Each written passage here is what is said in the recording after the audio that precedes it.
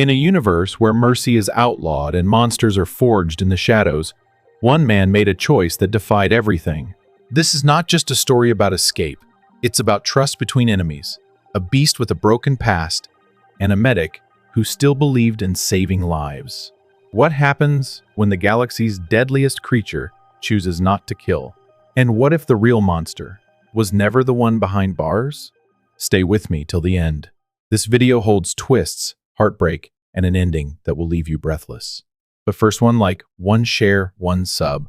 Help us reach 1,000 followers. Your support means everything. The air in the drop chamber was thick with sterilized dust and the faint scent of ozone. A low mechanical hum echoed from above, and for a brief moment, Eli Brennan stood completely still, his hands bound behind his back, the collar around his neck buzzing softly with biometric sensors. The steel door in front of him groaned open with a shudder, revealing nothing but darkness beyond.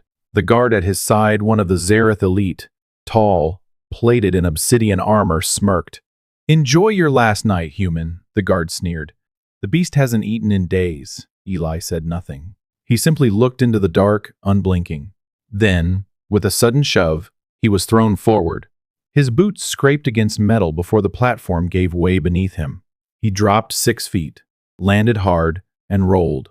The moment he hit the floor, the overhead door slammed shut behind him, with a clang that reverberated through the silence, like a sentence passed. He was alone, or so they thought. A low growl broke the stillness, deep and resonant, like thunder rolled into a whisper. Eli didn't move right away.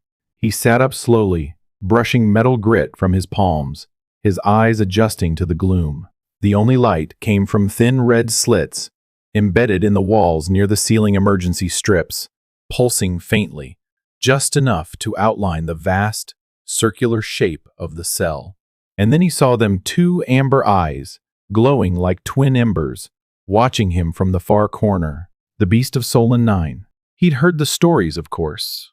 Every prisoner in the Zareth system had. A creature so powerful, it once turned an entire battlefield to ash. Rumors said it could tear through starships, that it could speak, that it couldn't die. No one survived more than an hour inside the same cell. Eli didn't flinch. He took a slow breath and sat cross-legged on the cold floor, his back to the nearest wall, keeping the creature in his periphery. "If you're going to kill me," he said quietly, "make it quick. But if not, maybe we talk." The silence that followed felt like a pressure system collapsing. For a second, nothing moved. Then a heavy form stepped forward, the sound of clawed feet tapping against the floor in deliberate, weighty rhythm. The creature emerged from the shadows slowly, and Eli saw it in full for the first time. It was massive, easily 4 meters tall. Scales like liquid obsidian shimmered under the red lights, and wings folded like armor plates along its back. Its snout was elongated, somewhere between reptilian and feline, and its arms were long and jointed, tipped with claws that could rend steel. But what struck Eli most wasn't the beast's size or the threat it posed. It was the strange, upright posture. It moved with awareness, with restraint. The creature stopped a few feet away, head tilted, studying him. "You're not afraid," it said. Its voice was deep, grinding like stone dragged across stone, but unmistakably articulate. Eli allowed himself a faint smile. "I'm too tired for fear, and I've seen worse things than you." The creature didn't respond right away. It circled him once, slow and deliberate. Eli's heart pounded, but he kept his expression neutral. He'd been trained to keep calm under fire, to think in moments when others froze. "Your name?" the creature asked. "Eli Brennan. Doctor. Formerly of Earth's 4th Medical Battalion. Dishonorably discharged," he added with a slight shrug. The creature's eyes narrowed. "Why are you here?" Eli hesitated, then pulled out the one item they hadn't confiscated. It was small, insignificant enough to be overlooked, a thin silver pin, the kind used to stitch battlefield wounds by hand. His mother's pin. He held it between 2 fingers, letting it catch the red light. "They sent me here for treason," he said. "I saved a Zareth child. She was dying, scared, couldn't have been more than 5 years old. Her father was probably one of the bastards who bombed our outpost the week before. But you spared her," I treated her. Eli said simply, because she was alive, because she was scared, because someone had to. The creature didn't answer immediately. Instead, it turned away, pacing the length of the cell. Eli noticed the subtle twitch in its shoulder, the tightness in the way it moved. Pain? Old injury? Or something deeper? Finally, it spoke. I was once a protector too, a guardian of life. Before they turned me into this, Eli's brow lifted, surprised. You have a name? The creature looked at him again, eyes darker now, not with anger but memory. Kaelen, it said. That was my name. Eli nodded slowly, committing it to memory. Then maybe we're not so different, Kaelen. Don't flatter yourself, human. The dragon, like being growled. It's not flattery, Eli replied. It's observation. I've seen enough wounds to recognize the ones that go deeper than flesh. Kaelen said nothing, but his gaze lingered on the silver pin still in Eli's hand. What is that? It was my mother's, Eli said softly. She was a field medic. Long before I was born, she told me once. Always choose mercy when the world chooses fear. Kaelen's eyes flickered. Something shifted. For a fleeting moment, Eli saw something ancient and shattered behind them recognition.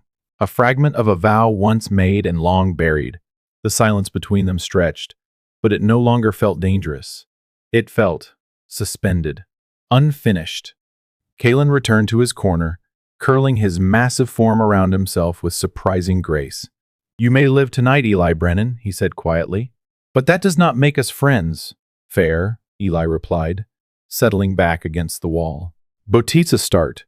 As the red lights continued to pulse overhead, and the prison ship groaned in the cold stretch of orbit, the two most dangerous beings on Targan 7 sat in silence, each with their own wounds, their own regrets, and now, a shared sliver of understanding neither fully knew what to do with. And somewhere, deep inside a control room laced with surveillance feeds, a Zareth officer frowned at the screen.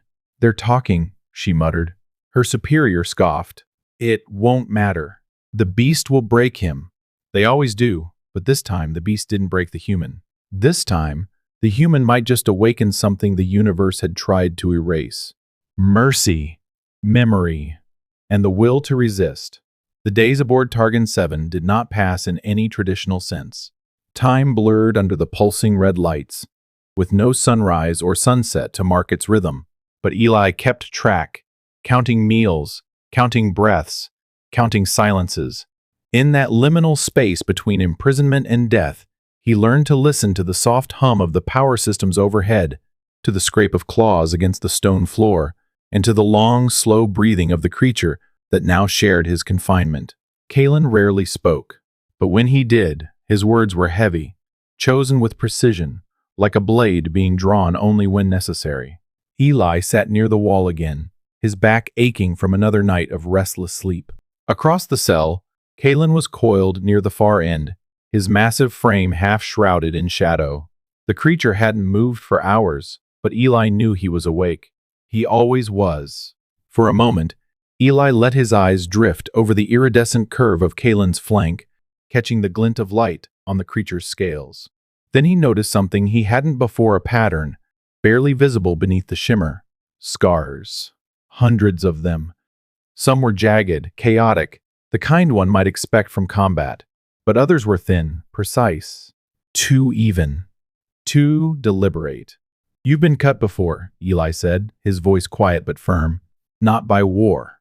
By hands that knew exactly where to hurt. Kaelen didn't answer, but his tail twitched once, sharply, a reaction that told Eli he'd struck something true. They weren't battle wounds, Eli continued. Those were incisions. Medical. Experimental. There was silence for a long time, broken only by the faint hum of the vents. Then Kaelen's voice rumbled, low and bitter. You see much for someone who claims to be tired of the world I was trained to see, Eli replied. And I've seen enough pain to recognize the kind that doesn't bleed anymore. Kaelen slowly turned toward him, golden eyes flickering in the dim light. For a moment, Eli wasn't sure he'd say anything. But then, the creature moved closer, every step measured, his claws tapping softly against the floor. When he stopped a few feet away, His voice came with the weight of old memories. "I was once a night sentinel of Murthal," he said. "Before they remade me." Eli's breath caught. Murthal. The name was spoken in hushed tones in the galactic archives, a lost world, a forgotten people. Some said they vanished. Others whispered they were consumed by their own creations. "They captured me during the burning of Calyx Prime," Kaelen continued. "Zareth forces had begun rounding up our leaders, our scientists. I was sent to protect a cluster of villages in the northern tundra. They told me to raise the settlements, to eliminate resistance. But there was no resistance. Only elders and children. So I refused." He paused, his head lowering slightly. "That refusal cost me everything. My command. My freedom." "My name and your people?" Eli asked gently. Kaelen looked up. His expression was unreadable. "They called me traitor, said I'd grown soft, honorless. I was taken by Zareth shortly after, and when they found I couldn't be broken the usual way. They broke me differently." Eli nodded slowly, the pieces clicking into place. The surgical scars, the restrained posture, the haunted tone. Kaelen hadn't just been imprisoned, he had been transformed. "They turned you into something they could control," Eli said. Kaelen bared his teeth, not in anger, but in grim agreement, a weapon wrapped in skin. For a while, neither of them spoke. The silence between them was no longer strained, but shared. Eli shifted closer, just slightly, folding his arms as he leaned his back against the wall beside Kaelen. "They called me a traitor too," he said after a moment. Kaelen glanced at him. "I was stationed on Belleron Ridge. During the counteroffensive," Eli explained, "we were ordered to execute all non-combatants after a failed raid. One of the casualties was a Zareth child barely alive, burned, crying. I ignored the order and treated her. My CO didn't like that. And your people turned on you. My own squad turned me in." The weight of those words settled in the cell like ash. Kaelen let out a breath that sounded like a slow, cracking avalanche. "Seems mercy has a price, it does," Eli agreed. "But it's a price I'll pay again if I have to." Kaelen said nothing, but his gaze lingered on Eli with something new in it. Not warmth, not yet, but a kind of wary respect, a glimmer of recognition, maybe even gratitude. Above them, unseen and largely forgotten, another prisoner lay on her back in the cell one floor below. Lyra Quinn, former Alliance Spec Ops, stared at the ceiling where the ventilation shaft buzzed faintly with filtered air. She'd been drifting in and out of sleep when she heard voices echoing through the vent. At first, she'd assumed it was just hallucination. This place had a way of pulling old ghosts from your head, but then she recognized the tone, the cadence. Eli Brennan. The last time she'd seen him was on a med ship orbiting Vorton the 9th. He'd walked off the transport after a disciplinary hearing, stripped of insignia, his name already smeared in every military channel. Lyra had cursed his name for months after, called him a coward, a traitor. But now, listening to the conversation above her, something twisted in her gut. This didn't sound like a coward. It sounded like a man who still believed in something. She closed her eyes, fists tightening at her sides. Maybe she'd been wrong. Maybe the stories had only shown one side. And maybe, just maybe, this prison wasn't big enough to hold what was about to awaken. Not in Kaelen, not in Eli, and not in her. The ceiling buzzed with the quiet, monotonous hum of energy conduits. Eli sat cross-legged against the cold wall of the cell, eyes half closed, but his mind sharp, racing through every detail he'd observed since arriving. The patterns in the lights, the sequence of clicks from the door locks, the slight pulsing tremor in the floor that came every 72 seconds. Everything here was governed by rhythm, precision, predictability. It was a fortress, yes, but even fortresses had breathing patterns. And like any living system, they could be interrupted. He opened his eyes and looked across the room, where Kaelen rested motionless but not asleep. He never truly slept, at least not by human standards. His golden eyes were half-lidded, the slow rise and fall of his ribcage the only sign of rest. Eli had begun to notice how the walls seemed to hum louder when Kaelen moved, how the red lights dimmed slightly when he spoke, as if his very presence affected the systems around them. "You know they're sinking this whole place to you," Eli said quietly. Kaelen's eyes opened fully, trained on him with curiosity. The electrical grid, Eli continued. The pulses are tuned to your biorhythms. You're not just a prisoner here, you're part of the circuitry. Kaelen's tail gave a slow, deliberate sweep across the floor. They built this place to contain me, to monitor every cell in my body. Eli leaned forward. But what if you could disrupt it instead? There was a long pause before Kaelen sat up fully, unfolding his wings, just slightly to stretch. His body radiated silent power, the kind tempered not by rage, but by experience. What are you suggesting? I'm suggesting we turn their system against them. Eli stood and walked toward one of the embedded wall panels. He tapped it gently. The pulse cycle changes when you move. It surges when your body generates heat stress, adrenaline, even breath variation. If we could control that variance, create a false pattern, you could trigger an overload. Kaelen finished, his voice low. 'Cause a cascade failure, Eli nodded. At least in this sector. Maybe more if it's wired like I think it is. Kaelen stepped forward, shadows trailing him like smoke. And if it doesn't work? Eli smiled faintly. Then I die in a slightly more creative way than expected. Kaelen didn't return the smile, but there was a flicker of something in his gaze. Respect, maybe, or a sense of recognition. Eli was no longer just a curiosity to him. He was a variable. Later that cycle, Eli waited until the shift change when the guards were at their most distracted to act. He tapped the wall twice, then once, then 3 times in rapid succession. It wasn't random. Lyra Quinn, in the cell beneath them, rolled onto her side, eyes narrowed. She recognized the pattern immediately. Morse. Sloppy, but readable. The message was simple. Still alive. Need your help. 2 cycles. Watch the north wing. It ended with a single pulse. Trust. Lyra sat up slowly, hands clenched. Her first instinct was to ignore it. Let him rot. But the voice from the vent days ago still haunted her. It didn't match the betrayal she'd painted in her mind. And she remembered what it felt like to believe in someone before the war made trust a luxury.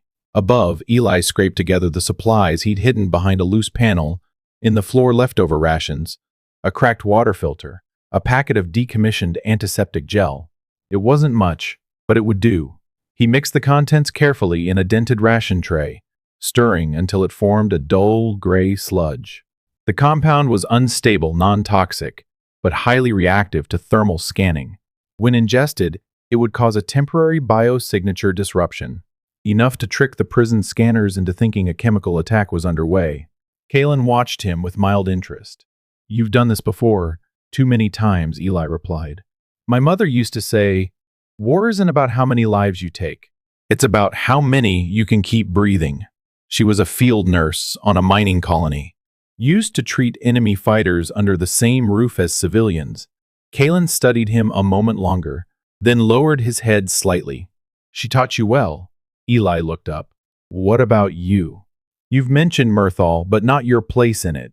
Kaelen's eyes dimmed, as if remembering something ancient. I was called Kaelen D. Mir, Supreme Warden of the East Gates. My command protected the Valley of Dawns, where our history was kept. When Zareth invaded, I was ordered to destroy everything. Every scroll, every archive, every soul. Eli waited, sensing the heaviness in the pause. I disobeyed, Kaelen said. I smuggled the children out through the obsidian tunnels and stayed behind. For that, my own generals gave me up. Eli didn't speak. There was no comfort to offer that wouldn't feel hollow. Instead, he held Kaelen's gaze. Then we both know what it's like, he said at last.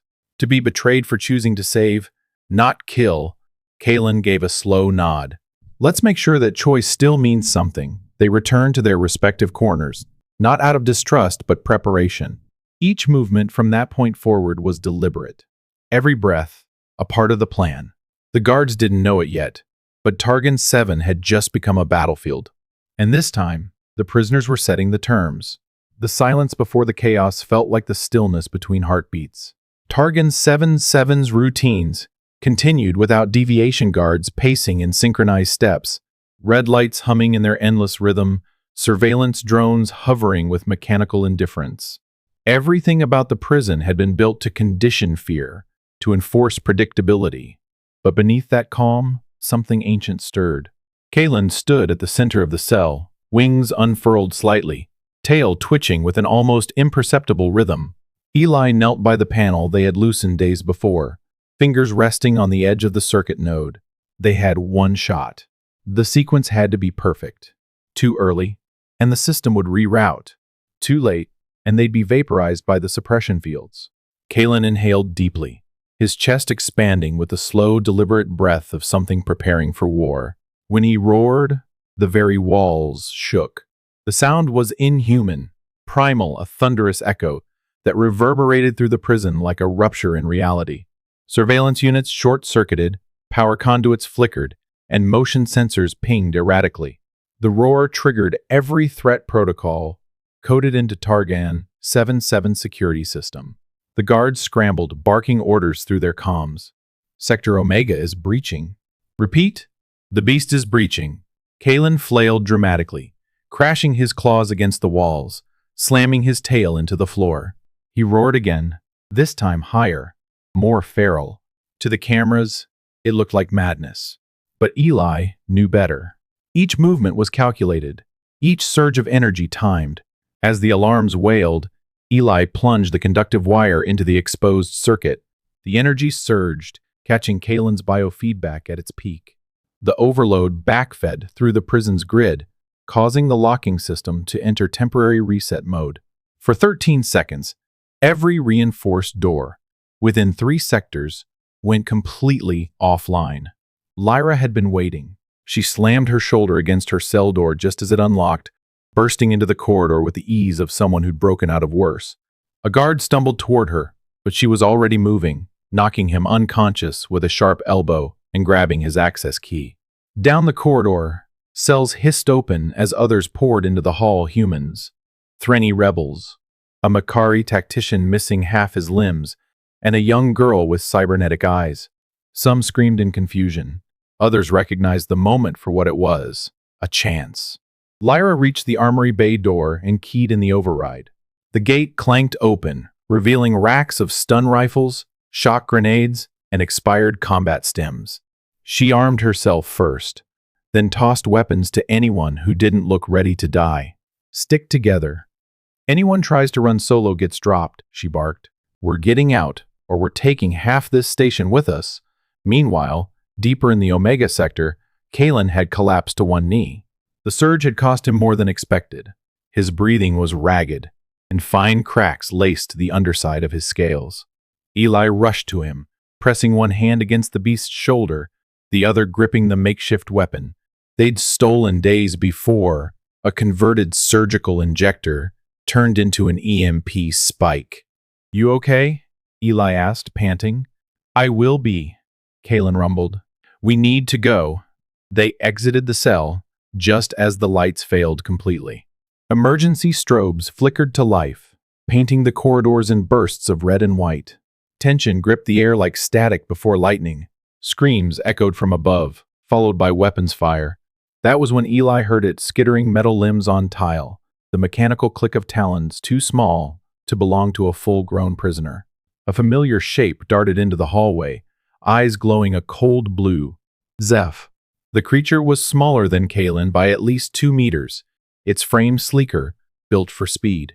Where Kaelen's body spoke of history and gravity, Zeph looked engineered fast, cold, and hollow. Kaelen froze. Zeph, he whispered. The smaller creature cocked its head, like it half recognized the name. Then it lunged. Kaelen met him mid-air, the two colliding in a fury of claws and wings. Eli stepped back, raising his weapon but not firing. Something about Kaelen's face stopped him, not fear, but sorrow.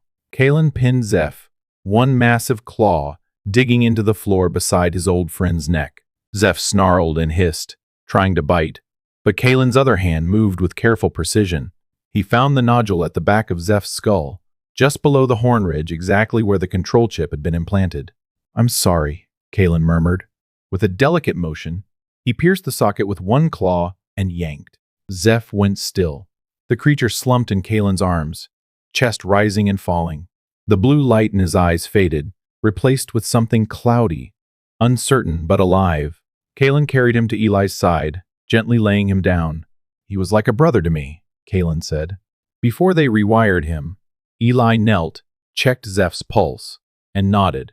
"He'll live," a voice crackled over the intercom then, garbled but unmistakable. "Transport bay's ours. Hurry." It was Lyra. Kaelen and Eli moved, guiding Zeph between them. The corridors were chaos, fighting in some corners, crying in others. Prisoners were helping each other, carrying wounded. No one asked questions. Everyone moved like the walls were closing in. They reached the hangar just as a squad of Zareth guards stormed in from the opposite end. Lyra raised her rifle and opened fire, suppressing their advance as Eli hauled Zeph up the ramp. Kaelen stayed behind, turning once to unleash a thunderous roar that sent the guards stumbling. Inside the vessel, Eli slammed the panel shut and took the controls. Lyra dove in just before the blast doors sealed. The engines screamed to life. As the transport lifted off and rocketed into the stars, Kaelen crouched beside Zeph, placing one hand on the younger creature's chest. It hadn't been a perfect escape, but it was enough. For now, freedom was no longer a dream, it was a promise, forged in blood, mercy, and the unlikeliest of alliances. The stars shimmered like frost across the canopy of space as the stolen transport coasted toward the hidden sector. Scanners flickered nervously, catching only vague outlines behind a curtain of shifting asteroid dust. Tucked within this deadly field, barely visible on standard maps, was a sanctuary whispered about in prison cells and resistance circles alike. Havenfall. Eli guided the ship cautiously through the rocks, his hands tight on the controls, eyes scanning the faint beacon signal buried in static. Beside him, Lyra watched the sensors. Behind them, Kaelen crouched near the medbay, his massive frame hunched protectively over the unconscious form of Zeph. After hours navigating the dense field, the asteroid parted like a curtain, revealing a hangar carved into the rock face. Towers of metal spiraled upward into artificial daylight. Ships moved in carefully choreographed patterns, bearing insignias from resistance groups across the galaxy. Some Eli had thought wiped out years ago. They were alive, here, gathering in secret. As their vessel touched down, a reception unit approached half a dozen guards in mismatched gear, their armor patched from too many battles. At their center stood a tall figure, part human, part machine. One eye glowed an artificial white. The other remained human, sharp and cold. A mechanical brace wound down his neck, fusing with his shoulder. Commander Soren. He stepped forward, arms folded across his chest. "Names," he demanded. Lyra lowered her weapon, but didn't back down. "Lyra Quinn, former Spec Ops. This is Eli Brennan. And the big one is Kaelen." Soren's human eye narrowed as it landed on the dragon like form still inside the ship. "You brought that here." "He's not what they say," Eli replied calmly. "Every monster has a handler who says that," Soren snapped. Before the tension could build further, Kaelen stepped down the ramp. The guards flinched, rifles half raised. But he didn't bare his teeth. He didn't growl. He stood tall, regal even, wings tucked, eyes focused on Soren. "I was once their weapon," Kaelen said. "I chose not to be. And that nearly killed me." The hangar was quiet for a moment, the mechanical hum of engines filling the silence. Eli stepped forward. His voice was calm, but there was something behind it now, resolve, honed through hardship. "He's not here to beg for your trust. Neither am I. But you want the truth? Fine." He recounted their escape, the prison experiments, the lies, the betrayals. But he didn't ask for pity, didn't seek forgiveness. "We're not here for shelter," he said. "We're here to fight. And what makes you think you belong in that fight?" Soren asked. Eli looked back at Kaelen, then at Zeph's still form behind him. "Because mercy isn't weakness," he said, repeating the words slowly, clearly. "It's the seed of every rebellion worth fighting for." Soren didn't speak at first. His mechanical eye adjusted, scanning Kaelen again, analyzing the readings. Finally, he reached into his vest and pulled out a small rectangular object, an encrypted data chip. He tossed it to Eli. "Then start with this." Eli caught it. "It's a map," Soren said. "Coordinates to a place we lost years ago. The Forge of Truth. If what Kaelen says is real, If Murthal's legacy still exists, this is where you'll find it. Lyra stepped beside Eli, her voice low. We'll need a ship, Soren nodded. We'll give you one. But be warned, Zareth will come for you. They already are, across the galaxy, within a cold observation deck buried deep in Zareth's primary intelligence outpost. A man stood before a flickering screen. His uniform bore the mark of a high commander. His face was weathered, the lines etched deep with age and cruelty. Vasker. He watched the footage, Kaelen's roar, the prison system collapse, the hijacked vessel disappearing into asteroid dust. His expression was unreadable. Find them, he said to the officer beside him. I trained that beast. I'll be the one to put him down. Back in Havenfall, Eli and Kaelen stood side by side on a high balcony, overlooking the hangar below. Rebels trained, engineers worked, pilots laughed like people who hadn't forgotten what joy felt like. Kaelen looked down at his hands, the scars that still laced them. They still stare, he murmured. They're not staring in fear, Eli replied. They're staring in hope. Kaelen said nothing, but a slow breath escaped him, soft and steady. Below, Zeph stirred for the first time, his fingers twitching against the medical cot. Their pasts weren't gone. The scars still burned. But Havenfall had offered something neither had expected. A beginning. Not a perfect one, but one they could shape together. As Havenfall faded into the stars, Kaelen and Eli faced the future not as prisoner and human, but as a bond forged in rebellion. The scars still remain, but now they carry purpose. Somewhere beyond the asteroid veil, the forge of truth waits, and so does vengeance. And Zeph? He stirred. The war isn't over. It's only changed shape. If you stayed with me through this journey, thank you. Don't forget to like, share, and subscribe. Let's hit 1,000 followers. It's your support that helps these stories fly beyond imagination and into the hearts of dreamers like you.